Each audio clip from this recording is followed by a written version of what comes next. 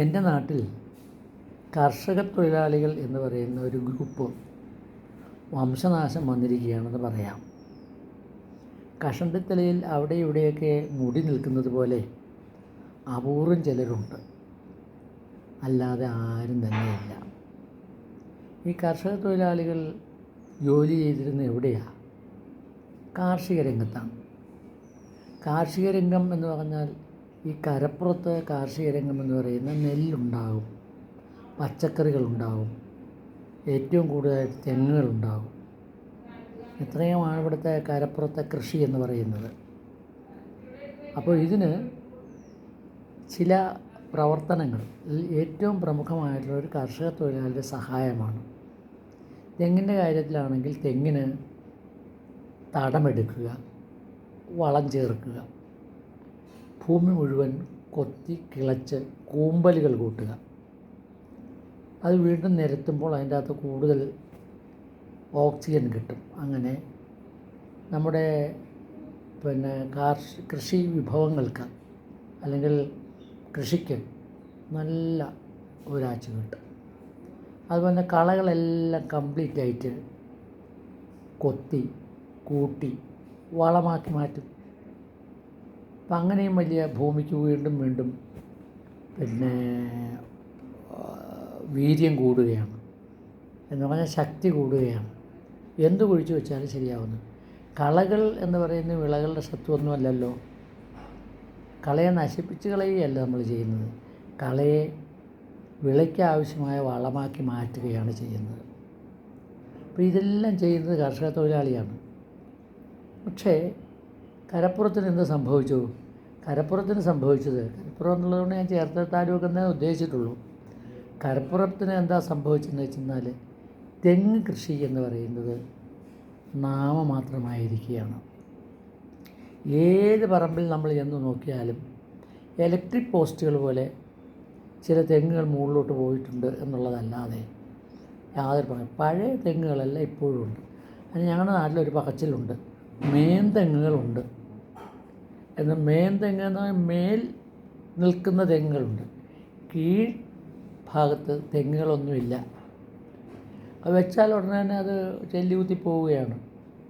പലവിധത്തിലുള്ള അസുഖങ്ങളാണ് തെങ്ങിന്. അങ്ങനെ വന്ന് തെങ്ങ് കൃഷി നാമാവശേഷമായതോടുകൂടി, നാമാവശേഷം എന്ന് പറയുന്നില്ല, അല്പമാത്രമായതോടുകൂടി കർഷക തൊഴിലാളികളുടെ ആവശ്യം നിലച്ചു. പിന്നെ ഉള്ളത് തെങ്ങുകളുടെ ആവശ്യം വന്നത് ഈ ചെത്തുന്നതിന് വേണ്ടിയാണ്. ചെത്തുന്നത് ലാഭകരമാണ്. അപ്പോൾ അതിന് ചെത്തിന് തെങ്ങ് കൊടുത്താൽ അതിൽ ചെത്താൻ വരുന്ന ആളിന് ആവശ്യമായ കുലകളുണ്ടാകണ്ടേ? അതുപോലും ഇല്ലാത്ത അവസ്ഥയായപ്പോൾ ചെത്തും ഇവിടെ നിശ്ശേഷമായിട്ട് തീർന്നു പോയെന്ന് പറയാം. അവിടെ ഇവിടെയും ഓരോരുത്തർ പോയി തെങ്ങുകൾ കണ്ടുപിടിച്ച് പാട്ടത്തിനെടുത്ത് ചെത്തുന്നതല്ലാതെ അങ്ങനെയുമില്ല. കരിനിലങ്ങളാണെങ്കിൽ ഏപ്രിൽ മെയ് മാസങ്ങളിൽ കിളയ്ക്കുന്ന കാര്യമുണ്ട്. കണ്ണികളാണ് വെട്ടുന്നത്.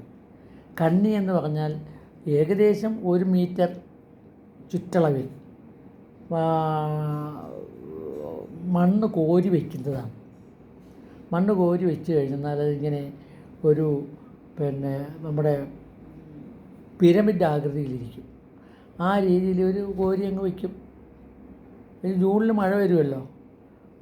മഴ വരുമ്പോൾ ഈ കണ്ണി ഒന്ന് പരത്തിയിട്ട് പാത്തി എന്ന് പറഞ്ഞാൽ വെള്ളം കിടക്കുന്ന സ്ഥലത്തു നിന്ന് വെള്ളം ഇതിൻ്റെ അകത്തേക്ക് തള്ളി ഒഴിച്ച് അതൊന്ന് കുതിർത്തതിന് ശേഷമാണ് വിതയ്ക്കുന്നത്.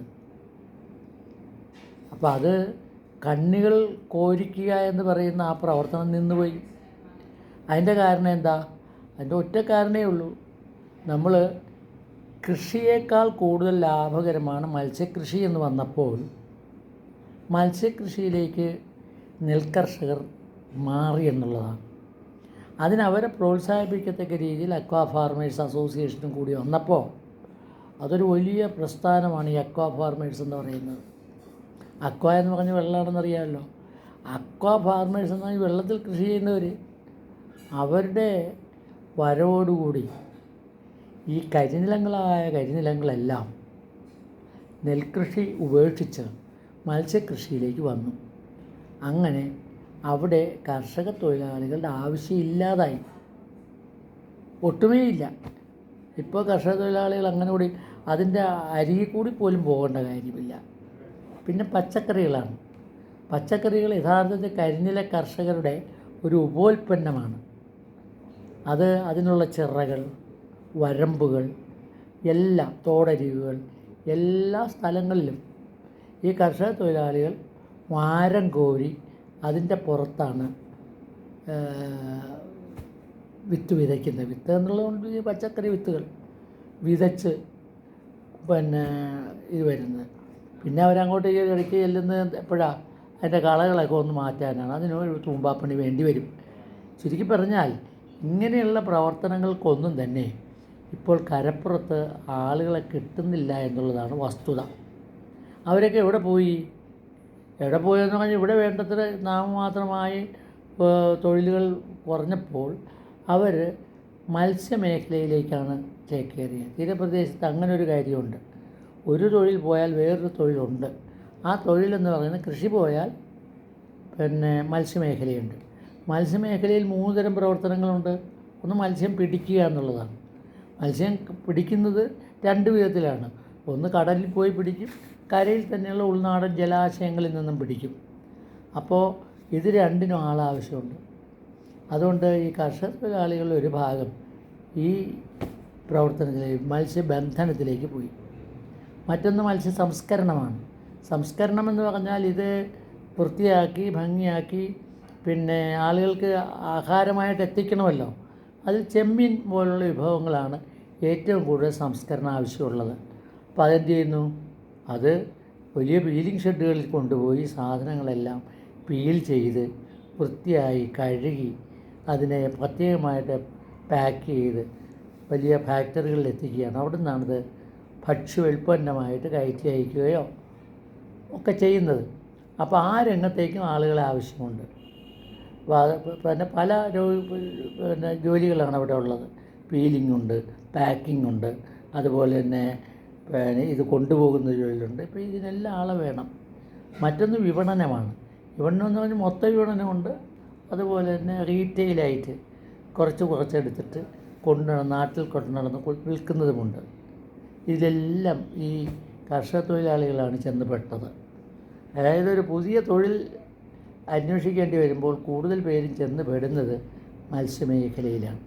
അങ്ങനെ മത്സ്യമേഖലയിൽ ഇതിന് ആളുകളിങ്ങനെ കൂടിയിരിക്കുകയാണ്. അപ്പോൾ നമ്മുടെ ഈ കരപ്പുറത്തിൻ്റെ പടിഞ്ഞാറൻ തീരങ്ങളെന്ന് പറയുന്നത് വളരെ ഉയർന്ന തോതിലുള്ള മത്സ്യബന്ധന സംസ്കരണ വിപണന മേഖലയാണ്. അവിടെ നിന്നാണെല്ലാം. ഇവിടുന്ന് ഇടുക്കിയിലേക്ക് മത്സ്യം പോകുന്നു. കാര്യം രാത്രി പിടിക്കുന്നു. രാത്രി പിടിച്ചത് അപ്പം തന്നെ ഐസ് ചെയ്ത് വലിയ ബോക്സുകളിലാക്കി അങ്ങോട്ടേക്ക് വിടുകയാണ്. ഓരോ ബോക്സും ഓരോ സ്ഥലത്ത് ഇറക്കി പോവുകയാണ് ചെയ്യുന്നത്. അപ്പോൾ ഇവിടുന്ന് ഏകദേശം 3 മണിക്കൂർ കൊണ്ട് ഇടുക്കിയിലെത്താം. അപ്പോൾ ഇവിടുന്ന് 7 മണിക്ക് പുറപ്പെട്ടാൽ തന്നെ 10 മണിക്ക് അവിടെ എത്തും. അപ്പോൾ അങ്ങനെ ഇവിടെ 5 മണിക്കൊക്കെയാണ് മത്സ്യം പിടിച്ചുകൊണ്ട് വരുന്നത്. അപ്പോൾ അവർ 5 മണിക്ക് തന്നെ വിട്ടാൽ സാധാരണഗതിയിൽ ഒരു 3 മണിക്കൂർ എന്ന് പറഞ്ഞാൽ 5, 3, 8 മണിക്ക് മുമ്പ് അവിടെ എത്തിയിരിക്കും. എത്തിയാൽ അവരിങ്ങനെ ഓരോ സ്ഥലത്ത് ഇറക്കി പോവുകയാണല്ലോ. അപ്പോൾ അവിടെ നിന്ന് തന്നെ ആളുകൾ എടുത്തുകൊണ്ട് പോകുന്ന രീതിയാണ്. ഇങ്ങനെ എല്ലാ രംഗത്തും ഈ മത്സ്യത്തിൻ്റെ എല്ലാ രംഗത്തും നല്ല ഒരു ജോലി സാധ്യതയാണുള്ളത്. ഇങ്ങനെ വന്നതോടുകൂടി കർഷക തൊഴിലാളികൾ എന്ന് പറയുന്നത് വളരെ കുറഞ്ഞ രീതിയിൽ, എനിക്ക് തോന്നുന്നു എൻ്റെ അന്ധകാരനഴി എന്ന് പറയുന്ന പ്രദേശത്ത് വിരലിലെണ്ണാവുന്ന ആളുകൾ മാത്രമേ എന്തുള്ളൂ ഈ കർഷക തൊഴിലാളിയായിട്ടുള്ളൂ. അവരെന്താ ചെയ്യുന്നതെന്ന് വെച്ചിട്ടുണ്ടെങ്കിൽ ഇപ്പോൾ ഒരു കല്യാണം നടക്കുന്നു, അവരെ വിളിക്കുന്നു, വീടിൻ്റെ ചുറ്റുപാടുമുള്ള പ്രദേശങ്ങളെല്ലാം വൃത്തിയാക്കുന്നു. അപ്പോൾ അതിൻ്റെ മണ്ണൊക്കെ സമനിരപ്പിൽ ആക്കി അതിൻ്റെ പുല്ലും മറ്റു കല്ലും കരടും ഒക്കെ എടുത്ത് കളഞ്ഞ് വൃത്തിയാക്കുന്ന ഒരു ജോലി. അതിനൊരാളെ തിരക്കി കിടന്ന് കിട്ടുകയില്ല. സാധാരണഗതിയിൽ സന്നദ്ധ പ്രവർത്തകരാണ്, അതായത് അവിടെ വന്നു ചേരുന്ന ആളുകൾ തന്നെ അതൊക്കെ ചെയ്യുകയാണ് ചെയ്യുന്നത്. എങ്കിലും ഇങ്ങനെ ഒരാളുണ്ടെങ്കിൽ വളരെ നന്നായിരിക്കും. മറ്റൊന്ന് കല്യാണ വീടുകളാണ്. കല്യാണ വീടുകളിലേക്ക് വളരെ അത്യാവശ്യമായിട്ട് ഇതെല്ലാം വേണ്ടി വരും. അങ്ങനെ വൃത്തിയാക്കുക, കുഴിയെടുക്കുക, ആഹാര സാധനങ്ങളുടെ അവശിഷ്ടങ്ങളായിട്ട് മൂടണ്ടേ. അതുപോലെ വേസ്റ്റ് വാട്ടർ പോകുന്നതിന് ഇത് വേണ്ടേ. അപ്പോൾ അതെല്ലാം ഇവർ ചെയ്യുന്ന ആളുകളായിരുന്നു. പക്ഷെ എന്ത് ചെയ്യാം, നിർഭാഗ്യവശാൽ അവരില്ല. അപ്പോൾ ഈ സ്ഥിതിയിൽ എന്ത് ചെയ്യുമെന്നുള്ളതാണ്. ഇപ്പോൾ എൻ്റെ പറമ്പ്, ഞാൻ ഇന്ന് രാവിലെ ഒരു വീഡിയോ ചെയ്തപ്പോൾ ഈ ഫേസ്ബുക്കിൽ തന്നെ ഇട്ടിട്ടുണ്ട്. എൻ്റെ പറമ്പിൽ ഞാനായിരുന്നു ജോലി ചെയ്യുന്നത്. ഞാൻ തന്നെ തൂമ്പയെടുത്ത് തൂമ്പായും മൺവെട്ടിയും കോടാലിയും എല്ലാം ഇവിടെ വാങ്ങിച്ചു വെച്ചിരിക്കുക. എന്നിട്ട് ഞാൻ തന്നെ സ്വയമായിട്ട് ചെയ്യുക. എനിക്ക് 56 വയസ്സിലല്ലേ എനിക്ക് പോരാൻ പറ്റൂ എവിടുന്ന്, പിന്നെ ഗവൺമെൻറ്റിൽ നിന്ന്. അത് കഴിഞ്ഞാൽ തന്നെ എനിക്ക് പല ജോലികൾക്കായിട്ട് ഞാൻ പോയിട്ടുണ്ട്. എങ്കിലും എനിക്ക് രാവിലെ ഒരു 7 മണിക്ക് മുമ്പുള്ള സമയവും വൈകുന്നേരം വരുന്ന മുറയ്ക്ക്, അതായത് 6 മണിക്ക് ശേഷമുള്ള സമയവും ഒക്കെ ഞാൻ തൊഴിൽ ചെയ്യുന്നുണ്ടായിരുന്നു. അങ്ങനെ ചെയ്യുമ്പോൾ എനിക്ക് തൂമ്പാപ്പണിയും അതുപോലുള്ള കാര്യങ്ങളും എല്ലാം അറിയാം. അങ്ങനെ എല്ലാവരും ആയിക്കൊള്ളണമെന്നില്ലല്ലോ. അപ്പോൾ എനിക്കൊരു നിർദ്ദേശമാണ് പറയാനുള്ളത്. നമ്മൾ ഈ വിഭാഗം ആളുകൾ നാമമാത്രമായി പോയി എന്നുള്ളത് കൊണ്ട് ഉള്ളത്ര ആളുകൾ ഒന്നിച്ചു കൂട്ടുക. 10 പേരുണ്ട് എന്ന് വിചാരിച്ചോളൂ. ഒരു വാർഡിൽ കാണുകയില്ല, എൻ്റെ വാർഡിൽ എനിക്കറിയാം 4 പേരുണ്ട്. അപ്പോൾ 10 പേര് എങ്കിലും അപ്പോൾ 2 വാർഡിലെ എണ്ണം കൂട്ടുകയാണെങ്കിൽ 10 പേരാകും. അപ്പോൾ ഒരു പഞ്ചായത്തിൽ എത്ര പേര് വരും? ഏകദേശം 18 വാർഡുകളാണ് ഉള്ളതെങ്കിൽ 9 ഗുണം 10 90 പേരുണ്ടാവും. അപ്പോൾ ആ 90 പേരുടെ ഒരു സംഘം ഉണ്ടാക്കണം. സംഘം എന്നുള്ളത് കൊണ്ട് ഉദ്ദേശിക്കുന്നത് കോപ്പറേറ്റീവ് സൊസൈറ്റി മോഡലിൽ ഒരു സംഘം ഉണ്ടാക്കണം.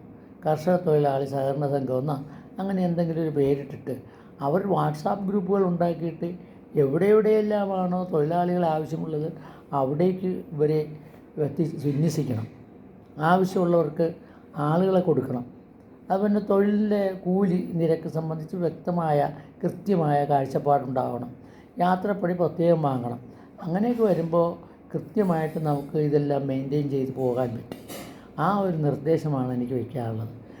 അതുപോലെ തന്നെ ഇങ്ങനെ ഒരു സഹകരണ സംഘം ഉണ്ടായാൽ അവിടെ കുറേ ട്രെയിനീസിനെ എടുക്കാമല്ലോ. ട്രെയിനീസ് എന്നുള്ളത് ഉദ്ദേശിക്കുന്നത് ഇതേ ജോലി പരിശീലിക്കാനുള്ള ആളുകൾ, അവരെ ഇതിൻ്റെ അകത്ത് എടുക്കുകയും ചെയ്യാം. എന്നിട്ട് ഇത് നിന്ന് പോവാതെ ഇങ്ങനെ കൊണ്ടുപോകാനായിട്ട് സാധിക്കുമെന്നാണ് എനിക്ക് തോന്നുന്നത്. ഏതായാലും കൂലി നിരക്കൊക്കെ കൂടിയിരിക്കുന്നു. കൂടി വന്നാൽ ഇപ്പോൾ എല്ലാവരും ജോലി ചെയ്യുന്നത് 8 മണിക്കൂറാണെന്ന് വന്നാൽ ഇവിടുത്തെ തൂമ്പാപ്പണിക്കാരിൽ 8 മണിക്ക് വരും. അവർ ഏകദേശം 12 മണിയോട് ജോലി നിർത്തും. എന്നിട്ട് വീണ്ടും ഒരു 2 മണിക്ക് തുടങ്ങിയാൽ 5 മണിക്ക് നിർത്തിയിട്ട് പോകുന്ന രീതിയാണുള്ളത്. എങ്ങനെയായാലും അവർ 8 മണിക്കൂർ ജോലി ചെയ്യും. വിശ്രമ സമയം അതിൻ്റെ അകത്ത് വരുന്നുണ്ട്. വിശ്രമം എന്ന് പറഞ്ഞാൽ രാവിലെ 8-ന് വരുന്നയാൾ ഒരു 10-10:30 ആകുമ്പോൾ ഒന്ന് നിർത്തും. കാപ്പിയോ ആഹാരമോ എന്തെങ്കിലും കഴിക്കും. അപ്പോൾ അവിടെ ഒരു 20-30 മിനിറ്റ് എടുക്കുന്നുണ്ടാവും. ഉച്ചയ്ക്ക് 1 മണിക്ക് നിർത്തിയാൽ ഒരു 3 മണി വരെ അവർ വിശ്രമിക്കും. കിടന്നുറങ്ങുകയോ അങ്ങനെ എന്തെങ്കിലും ചെയ്യും. പിന്നെയാണ് അവർ ജോലി ചെയ്യുന്നത്. അപ്പോൾ ഇതൊക്കെ വെച്ച് നോക്കുമ്പോൾ ജോലി സമയം കൂടി കൃത്യമായിട്ട് നിർവചിക്കുകയാണെങ്കിൽ നമുക്ക് ഈ കർഷക തൊഴിലാളികളുടെ സഹകരണ സംഘം പ്രവർത്തിപ്പിക്കാൻ പറ്റും എന്നാണ് എനിക്ക് തോന്നുന്നത്. നിങ്ങളൊക്കെ ഒന്ന് പ്രതികരിക്കണേ. ഇത് ഞാനൊരു പ്രത്യേക മേഖല വളരെ പ്രയാസകരമാണ് എന്ന് വന്നതുകൊണ്ട് ഇങ്ങനൊരു വീഡിയോ ചെയ്തതാണ്. നന്ദി, നമസ്കാരം.